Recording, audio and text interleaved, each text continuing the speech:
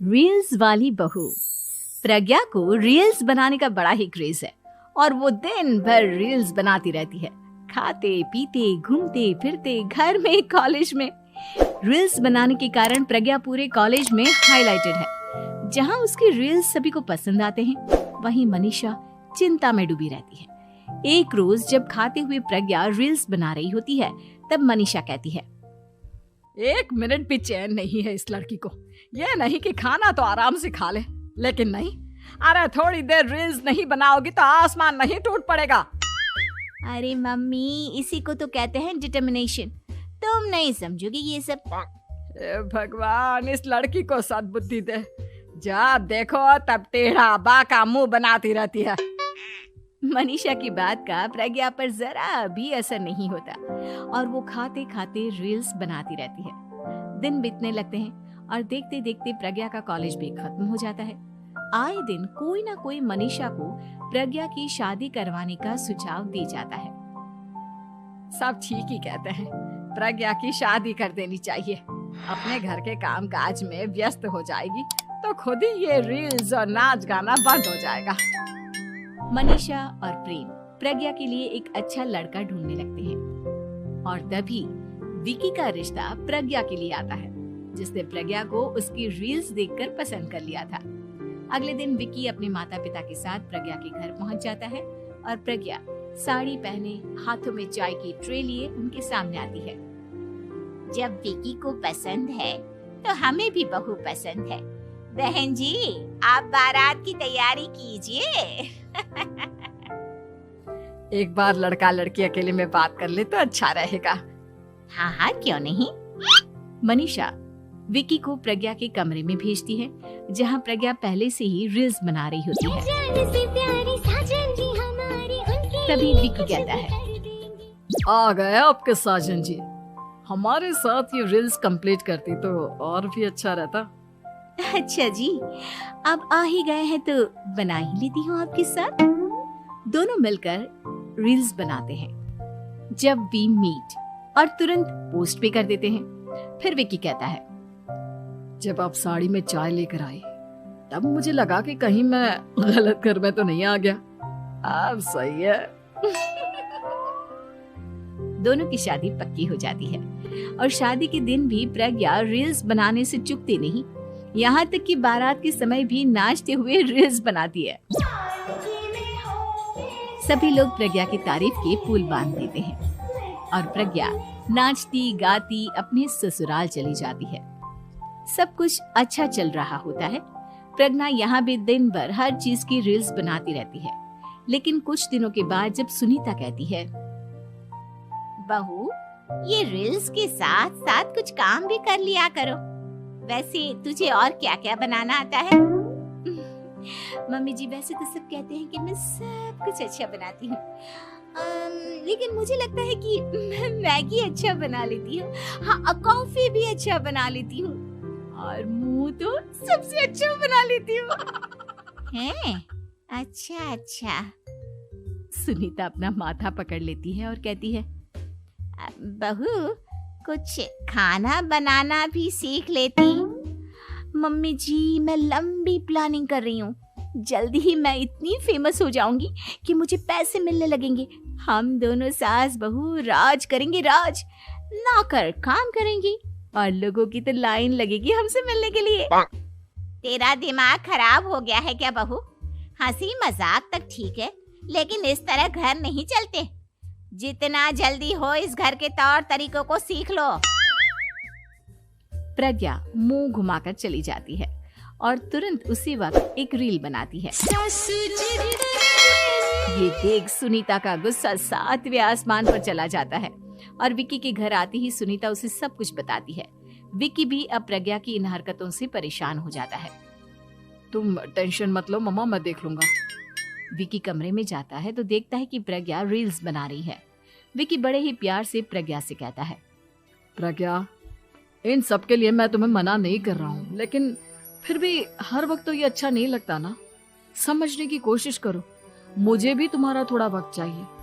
मैं जब ऑफिस से आता हूँ तो मुझे समय देने की जगह इसी में लगे रहते हो। तुम ज्यादा ही सोच रहे हो। तुम भी मेरे साथ रील्स बनाओ ना, तुम्हें भी बहुत अच्छा लगेगा। तुम्हें इज्जत से कोई बात समझ में नहीं आती क्या? दिमाग खराब हो गया है तुम्हारा इस चकाचौंध से। अगर तुमने अपना रवैया नहीं बदला तो मैं तुमसे दूर चला जाऊंगा। तुम ही रिश्ता लेकर आए थे, मुझे लड़कों की कमी नहीं थी और ना आज है। विकी दरवाजा पटककर चला जाता है। धीरे धीरे विकी प्रज्ञा से दूर होता जाता है। एक रोज मनीषा प्रज्ञा के ससुराल उससे मिलने जाती है। तब सुनीता उससे कहती है, बहन जी अब आई हैं तो कुछ दिन यहाँ रहकर जाइएगा, आप ही का घर है। हाँ मम्मी, बहुत दिन हो गए तुम्हारे साथ एक भी रील नहीं बनाई मैंने। प्रज्ञा तुरंत अपने फोन में रील्स ऑन कर लेती है। ये सब मुझसे नहीं होता। तेरा ये भूत अभी तक नहीं उतरा क्या? बहन जी आप कुछ कहती नहीं क्या इसे? जब आप ही कुछ नहीं कर पाई तो मैं कर ही क्या सकती हूँ, सास तो वैसी ही बदनाम है। शाम को घर की लाइट चली जाती है और मनीषा प्रज्ञा से कहती है, मेरे घुटनों में बहुत दर्द हो रहा है, तू लाइट का कुछ इंतजाम करना बेटा। अच्छा कैंडल जला देती हूँ मम्मा। प्रज्ञा गाते हुए कैंडल जलाती है और खिड़की के पर्दे के पास रख देती है। मनीषा जिसे बहुत दर्द हो रहा है वो सो जाती है और प्रज्ञा हमेशा की तरह अपने रील्स में लग जाती है। उधर कैंडल की वजह से पर्दा आग पकड़ लेता है और मनीषा के कमरे में आग लग जाती है। बचाओ, कोई है, बचाओ। सभी भागते हैं और विकी कमरे की आग बुझाने में लग जाता है, लेकिन तब तक मनीषा आधी जल चुकी थी। मनीषा की हालत देख प्रज्ञा रोने लगती है। विकी मनीषा को तुरंत हॉस्पिटल ले जाता है और उसे एडमिट कराता है। विकी प्रज्ञा से कहता है, देख लिया ना, तुम्हारे इस नाच गाने की वजह से आज तुम्हारी माँ की जान जाते जाते रह गई। अब पता नहीं तुम और क्या चाहती हो। उधर डॉक्टर कहते हैं, इनकी हालत बहुत नाजुक है, आधे से ज्यादा जल चुकी है। प्रज्ञा रोती हुई मंदिर में जाती है और भगवान के आगे जाकर कहती है, भगवान मेरी माँ को ठीक कर दो, मैं कसम खाती हूँ हाथ से ये रील्स बनाना छोड़ दूंगी, बस मुझे मेरी माँ वापस मिल जाए। 2 दिन बीत जाते हैं और मनीषा खतरे से बाहर आ जाती है। पेशेंट अब ठीक है, आप लोग उनसे मिल सकते हो। सब कोई मनीषा से मिलता है और प्रज्ञा सबके सामने अपना फोन तोड़ देती है। मुझे माफ कर दो मम्मा, मैंने तुम लोगों की बातों को नजरअंदाज किया। बेटा कोई भी चीज जरूरत से ज्यादा खराब है। मैंने तुम्हें रील्स बनाने से कभी मना नहीं किया, लेकिन हर वक्त एक ही चीज तो सही नहीं है। मैं समझ गई हूँ मम्मा, आई एम सॉरी। प्रज्ञा उस दिन से रील्स बनाना छोड़ देती है और पूरी तरह से अपने घर में लग जाती है। 5G बहू। सुमित्रा जी का बेटा था अमित और बहू का नाम था अमृता। सुमित्रा जी की बहू की बातें सुनकर ऐसा लगता था कि जैसे वो बहुत इंटेलिजेंट है, क्योंकि उससे कभी भी कोई भी सवाल पूछो फट से जवाब दे देती थी। अरे भाई उसके जवाब से तो गूगल भी पीछे रह जाता था। और इसलिए कम से कम सुमित्रा जी के घर में तो किसी को भी गूगल की जरूरत ही नहीं पड़ती थी। जब भी घर में कोई बात चलती, कोई कुछ भी कहता, तो अमृता फट से कह देती, ये तो मेरे साथ भी हुआ था, मुझे इसके बारे में सब मालूम है। एक दिन सुमित्रा जी अमित और अपनी बहू अमृता के साथ अमित के बुआ जी, फूफा जी यानी कि मुकेश और उर्मिला जी के यहाँ पर मिलने के लिए गए। अरे बहुत अच्छा किया अमित बेटा, इतने दिनों के बाद आए हो तुम। हाँ सुमित्रा भाभी, कभी तो आ जाया करिए अपने बच्चों को लेकर। आपकी बहू के आने से तो हमारे घर में भी रौनक आ गई है। वो क्या है ना, अमित ऑफिस के काम में बहुत बिजी रहता है, इसलिए उसे तो वक्त ही नहीं मिल पाता। अच्छा, लगता है नौकरी काफी मुश्किल है अमित की। नहीं फूफा जी, ऐसी कोई बात नहीं है। आप तो जानते हैं ना प्राइवेट जॉब में कितना काम होता है। अरे कोई समझे ना समझे, मुझे तो पता है प्राइवेट नौकरी में इतना काम करना पड़ता है कि इंसान की आफत आ जाती है। लेकिन बेटा तुमने तो कभी जॉब की ही नहीं, तुम्हें कैसे पता? अरे जॉब नहीं की तो क्या हुआ मम्मी जी, सब जानती हूँ मैं। सबसे पहले ऑफिस में जाओ, वहां पर अपनी एंट्री डालो, उसके बाद दिन भर सिस्टम पर बैठकर काम करो। चारों तरफ कैमरे लगे होते हैं, आप अपनी नजर इधर की उधर नहीं कर सकते। उसके बाद दिन भर बॉस की चिक चिक सुनो, वो अलग से। यही सब होता है, मुझे ना सब पता है। अरे बहू रानी तो काफी इंटेलिजेंट है, हर बात की खबर है इसको। थोड़ी देर बाद, अब देखिए सुमित्रा भाभी, इतने दिनों के बाद आई हैं आप, खाना खाकर ही जाना, ऐसे तो मैं आपको जाने नहीं दूंगी। वैसे बुआ जी, खाने में क्या बनाया है? वो क्या है ना बेटा, आज तुम्हारी बुआ जी की तबीयत थोड़ी ठीक नहीं थी, इसलिए हमने सोचा कि जब तुम लोग यहाँ आ जाओगे तो बाहर से खाना मंगवा लेंगे और साथ में बैठकर खाएंगे। लेकिन बस प्रॉब्लम इतनी सी है कि मुझे बाहर से खाना ऑर्डर करना नहीं आता। सोचा जब अमित आएगा तो उसी को बोल दूंगी। अरे मुझे आता है ना, मैं कर देती हूँ ऑर्डर। बताइए क्या क्या मंगाना है आपको? इटालियन, कॉन्टिनेंटल, इंडियन, पंजाबी, सब पता है मुझे। क्या बात है बहू, क्या घर में भी खाना रोज बाहर से ऑर्डर करती हो? अरे नहीं नहीं नहीं बुआ जी, ऐसी कोई बात नहीं है, बस मुझे ना सब पता है। कोई बात नहीं अमृता, मैं अपने फ़ोन से ऑर्डर कर देता हूँ। अरे क्या बात है, आजकल ऑनलाइन डिलीवरी पर कोई ऑफर नहीं चल रहा है, वरना काफ़ी पैसे बच जाते। कैसी बात करते हैं अमित, मैं कह रही हूँ ना मुझे सब पता है। मुझे एक बहुत अच्छा ऑनलाइन डिलीवरी वाला मालूम है, जहाँ पर 50% ऑफ मिल जाएगा। और आज तो वैसे भी फ्राइडे है ना, फ्राइडे को तो उस पर 50-70% ऑफर मिलता ही मिलता है।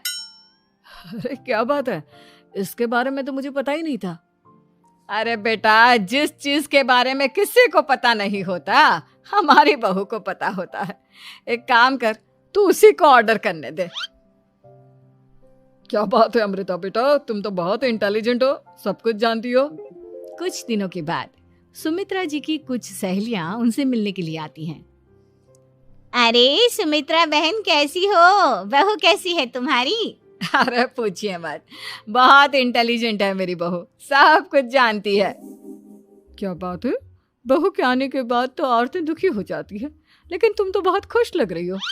वो क्या है ना, मेरी बहू है ही इतनी अच्छी। अरे तो बुलाओ ना, हमारे साथ बैठेगी, बातें करेंगी तो हमें भी अच्छा लगेगा। सुमित्रा जी अमृता को बाहर बुलाती हैं और उसके बाद सब लोग बातें करने लगते हैं। क्या बताऊं, कुछ दिनों से घुटनों में इतना दर्द हो रहा है कि चला भी नहीं जाता। अब बुढ़ापे में तो ये सब चलता ही रहता है, क्या कर सकते हैं। आंटी जी आप योगा करिए, योगा और साथ में ना काले तिल खाया करिए, आपके घुटनों का दर्द भाग जाएगा। लेकिन तुमको ये सब कैसे पता बेटा? अरे मेरे भी घुटनों में दर्द होने लगा था, मैंने योगा किया और काले तिल के साथ गुड़ मिलाकर उनके लड्डू बनाकर खाए, एकदम ठीक हो गए हैं मेरे पैर। अमृता ये तुम क्या कह रही हो, इतनी कम उम्र में तुम्हारे पैरों में दर्द कैसे हो सकता है? अरे मम्मी जी सच कह रही हूँ, एक बार अगर कोई ये नुस्खा अपना लेना बस मजा आ जाए। ठीक है बेटा, अगर तुम कहती हो तो मैं ये करके देखती हूँ। मुझे सब पता है आंटी जी, ये मेरे साथ हो चुका है, इसीलिए तो बता रही हूँ मैं आपको, ऐसे नहीं बताती किसी को। कुछ दिनों के बाद अमित अमृता को अपने दोस्तों के साथ घूमने के लिए ले जाता है। क्या यार, क्या जिंदगी हो गई है, सारा दिन ऑफिस का काम करते रहो, अपनी हेल्थ पर तो ध्यान ही नहीं दे सकते। अरे क्यों नहीं दे सकते अपनी हेल्थ पर ध्यान, सब दे सकते हैं, इंसान चाहे तो कुछ भी कर सकता है। क्या बात है भाभी, आप इतनी श्योरिटी के साथ कैसे कह सकती हैं? अरे आजकल ना एक से एक एप्लीकेशन है मार्केट में, और जानते हैं उसमें कुछ एक्सरसाइज तो ऐसी बताते हैं जिन्हें आप अपने ऑफिस में बैठे बैठे, मेरा मतलब लैपटॉप पर काम करते करते भी कर सकते हैं। अमृता ऐसी एक्सरसाइज के बारे में तो मुझे भी नहीं पता था, तुम्हें कैसे मालूम? अरे मुझे सब पता है, हर चीज की खबर रखती हूँ मैं, जानते हैं ना आप। लेकिन ऐसी कौन सी एप्लीकेशन है और ऐसी कौन सी एक्सरसाइज है भाभी? एक मिनट मैं आपको अपने मोबाइल में दिखाती हूँ। अरे वाकई में भाभी तो सही कह रही हैं। देखो यार, इस पे कितनी अच्छी एक्सरसाइज दिखाई गई है। अपनी चेयर पर बैठे बैठे एक्सरसाइज भी कर लो, काम भी और हेल्थ भी। वाह भाभी वाह, मजा आ गया। लेकिन अमृता तुम्हें इस बारे में कैसे पता? अब मेरे साथ जो चीज हो चुकी है उसके बारे में तो मुझे पता होगा ही ना अमित। मतलब तुम कब ऑफिस में काम करने गई जो तुमने ऑफिस करते करते एक्सरसाइज की? मैं जो किचन में काम करती हूँ अमित, घर के काम, वो किसी ऑफिस के काम से काम है क्या? बस मैं भी वो सब करते करते इनमें से कुछ एक्सरसाइज ट्राई कर लेती हूँ, इसीलिए मुझे सब पता है। सही है यार, तुम तो बहुत इंटेलिजेंट हो। कुछ दिनों के बाद ये क्या है? एक दोस्त ने मेरे साथ एक मजाक किया है, लेकिन समझ में ही नहीं आ रहा। अरे बेटा, तो अमृता से पूछ लेना, उसके पास कोई ना कोई जवाब जरूर होगा। ठीक कहती है मम्मी जी, मैं सब जानती हूँ। लेकिन अमृता, ये थोड़ा मुश्किल है, सोच लो। मेरे लिए कुछ भी मुश्किल नहीं, दुनिया की कोई भी पहेली हो मैं चुटकी में सॉल्व कर लेती हूँ।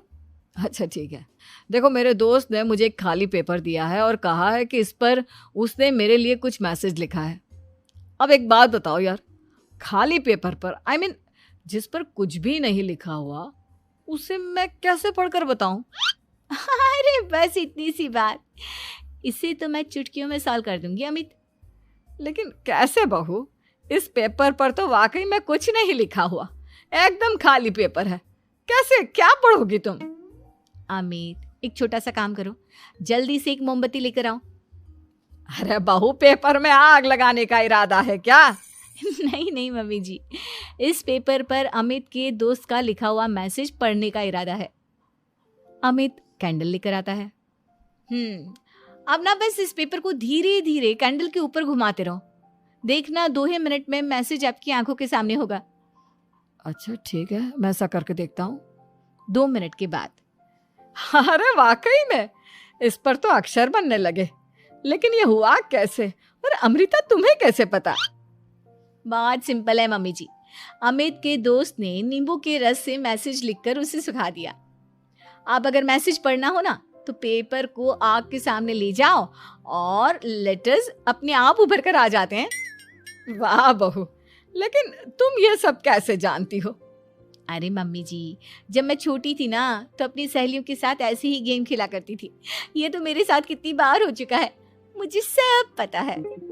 थैंक यू यार अमृता, तुम्हारी वजह से हमें कुछ भी सोचने की जरूरत ही नहीं पड़ती, तुम सब कुछ बता देती हो। कुछ दिनों के बाद सुमित्रा जी को अमृता के प्रेग्नेंट होने की खुशखबरी मिलती है और सुमित्रा जी अमृता को डॉक्टर के यहाँ लेकर जाती है। देखिए सुमित्रा जी, आपकी बहू की तबीयत बिल्कुल ठीक है, किसी भी तरह की चिंता करने की कोई जरूरत नहीं है। लेकिन हाँ, उनको आयरन वाली डाइट खाने की बहुत जरूरत है।